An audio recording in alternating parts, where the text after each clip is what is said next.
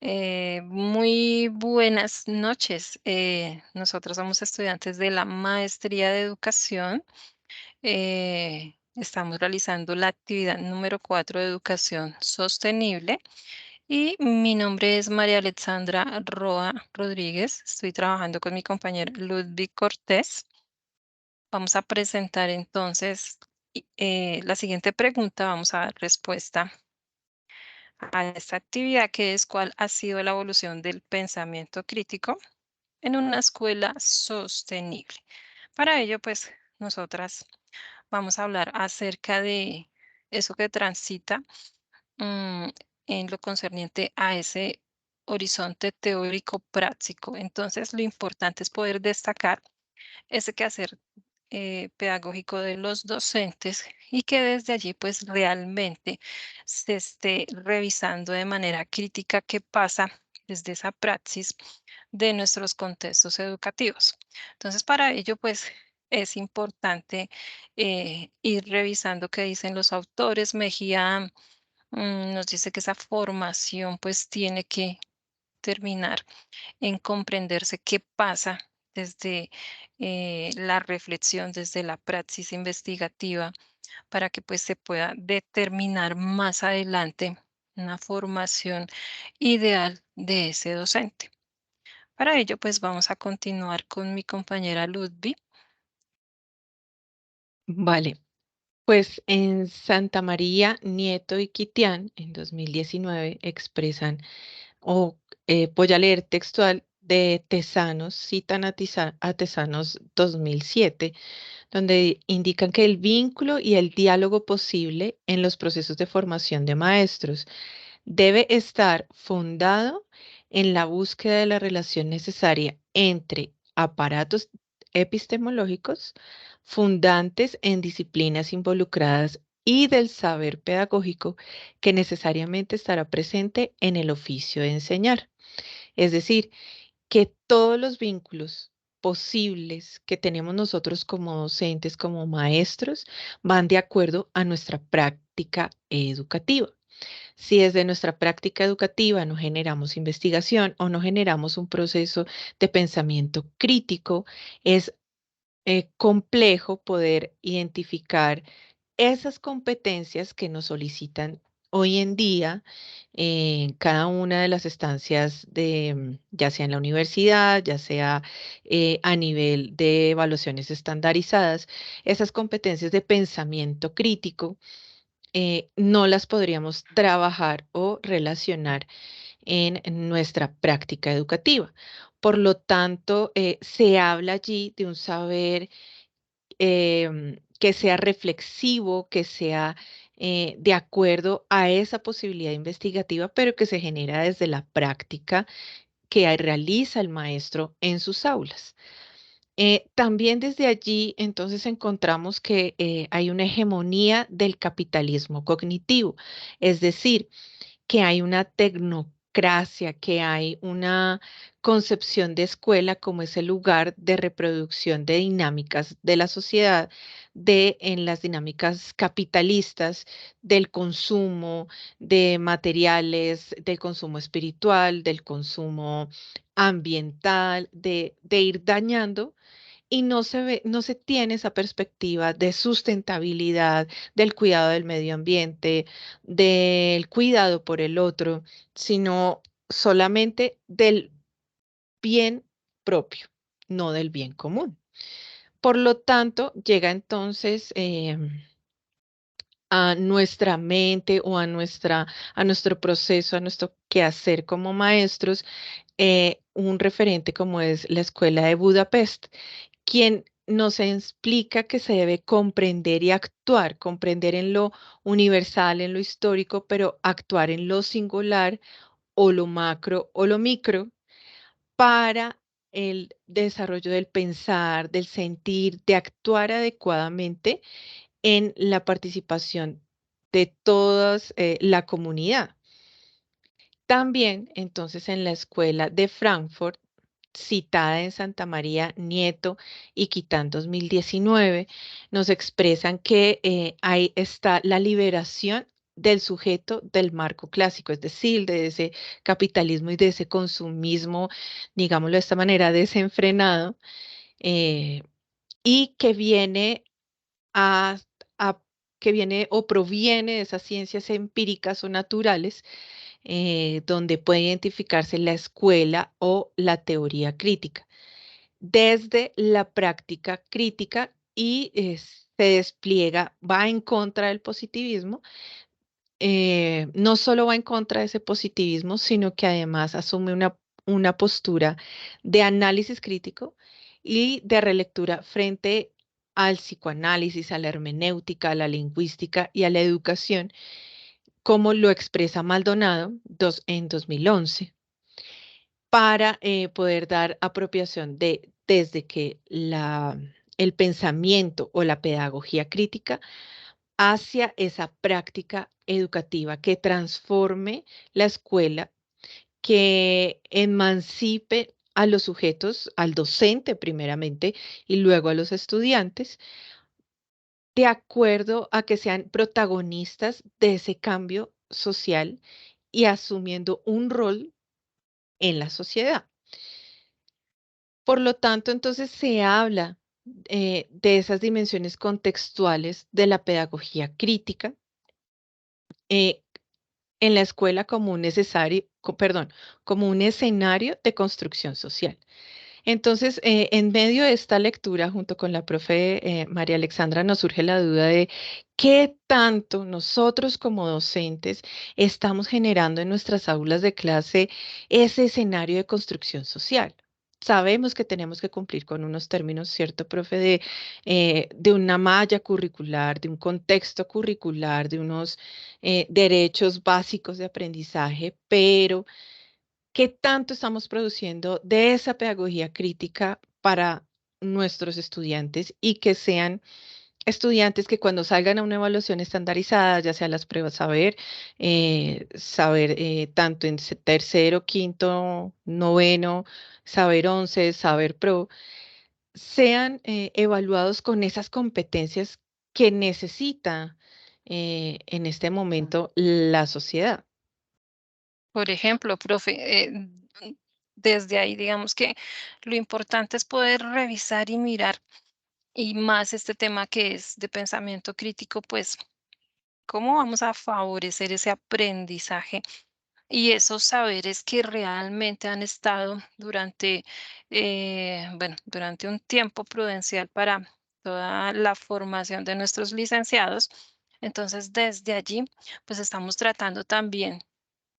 nosotros aquí de poder revisar entonces qué pasa en ese conocimiento formal,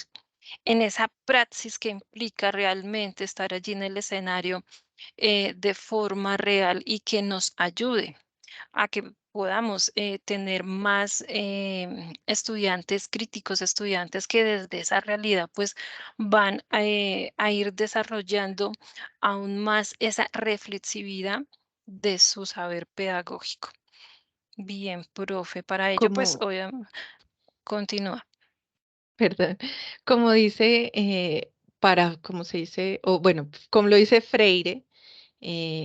la pedagogía crítica humaniza a los sujetos. No nos vemos como algo mercantil, algo utilitario, sino que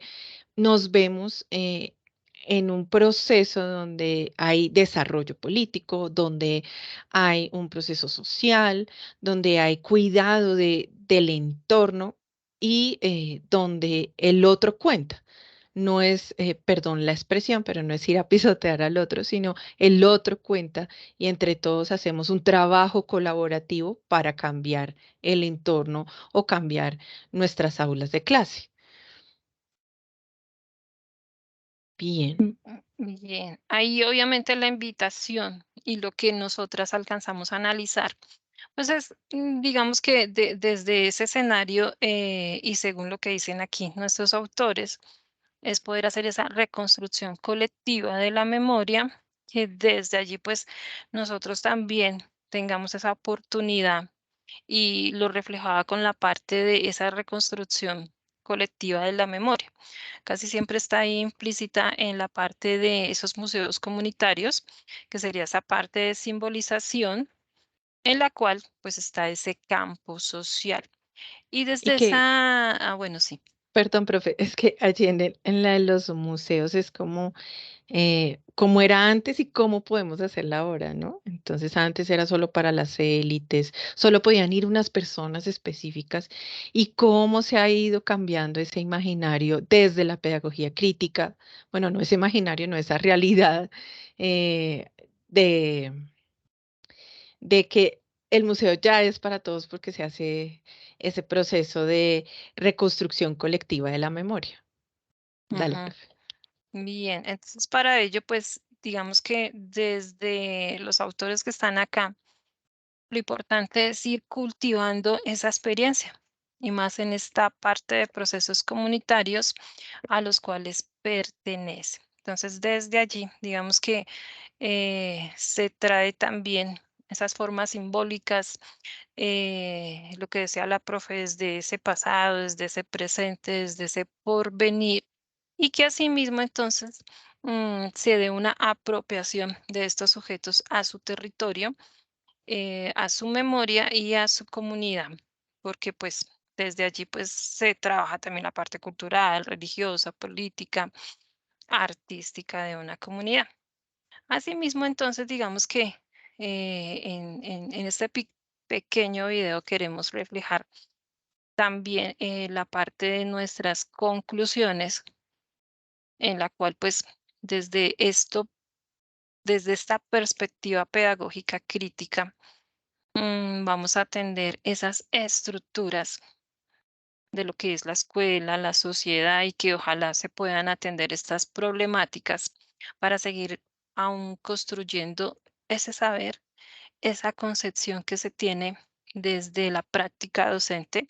y que ojalá pues sea una parte de un escenario en que la realidad de esa aula y de los sujetos sociales pues se permita ir construyendo aún más, estructurarla más, y que desde allí pues esa identidad esté siempre presente, digamos que en esa indagación y en ese ejercicio que nosotros hacemos en todo lo relacionado a trabajar también nuestro saber pedagógico. Exacto. Y profe, así como dices, para llegar a nuestra práctica es necesario reconocer o recordar esa historia de la educación en Colombia y entendemos esa historia de la educación de Colombia desde sus inicios con relacionados con la Iglesia Católica, ¿no? Porque podemos indicar que casi que los mejores colegios o las mejores instituciones educativas vienen del corte de la Iglesia Católica, ¿verdad?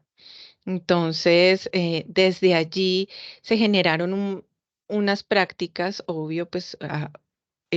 hubo un tiempo que solamente ellos manejaban el tema de la educación en Colombia, ya después con el liberalismo y con el tema político, pues empezaron a generar allí esas tensiones de poder que el Estado ejerciera o se ofreciera otro tipo de educación. eh, pero lo que podemos vislumbrar o recordar es que las mejores instituciones en cuanto a pensamiento crítico que hayan generado en nuestro país han sido las de corte de la Iglesia Católica, ¿cierto? Y, y poder evidenciar o recordar que eso viene desde el siglo XVI, creo, si no estoy mal, pero recordar cómo estas instituciones educativas, algunas se mantienen hoy en día, otras pues por el tema de que a algunos de ellos les tocó salir por el tema político, porque pues ya el hecho de haber ejercido en esa guerra entre conservadores y liberales, entonces algunos sacerdotes y algunos representantes de la Iglesia Católica les tocó salir, pero ya cuando vuelven retoman como ese proceso y se evidencia a lo largo de todo este tiempo que aunque se han querido avanzar en otras instituciones educativas desde otro perfil, desde otra visión, aún sigue, perdón la expresión, poniendo la parada en el tema de educación, las instituciones de corte católicos, ya sean salesianos, ya sean jesuitas, no sé si se me escapó alguno, Digamos que ya en lasallistas. esta, sí, en esta parte entonces, pues de tener ese gran ejemplo de lo que fue la iglesia para este inicio de las instituciones educativas aquí en Colombia, pues vemos que aún, digamos que se ha tratado de que ejerza su poder, pero ese poder pues ya vemos que en ese sentido político pues va determinando también esas rutas de educación. Pero lo importante es poder ir revisando y comprendiendo que para este tema, pues nosotros tratamos de que ese reconocimiento aquí en Colombia, pues desde ese desarrollo de la historia, nos ayude también a contemplar que fueron grandes aportes y que se ha retomado hoy en día la parte de igualdad y de justicia y que desde allí pues se pueda brindar una calidad educativa. Entonces, Exacto. mi profe, yo creo que dejamos hasta aquí nuestro ejercicio. Espero que sea productivo y que haya sido también muy productivo para nosotras. Gracias, Vale, profe. apreciado Pero profesor Johan. antes de, Y antes de cerrar, profe María Alexandra y profe Johan, queremos recordar una parte del documento de Pérez e Hidarraga del 2019, mm, donde citan a Gerardo León Guerrero en el año 2004, que invita a la competitividad o que la competitividad no lleve al olvido la equidad, la solidaridad, el desarrollo humano, la justicia social y la sustentabilidad ambiental, la democracia y la paz, que tanto estamos trabajando en ello, que tanto nosotros como docentes en nuestras prácticas educativas lo estamos realizando. Entonces, que sea un tiempo de esa reflexión, pero de ir generando esa pedagogía crítica en cada una de nuestras aulas, eh, no compitiendo contra la paz o contra esa sustentabilidad ambiental o contra ese desarrollo humano, sino ir en pro, en un trabajo colectivo, conjunto. Muchísimas gracias. muy bien.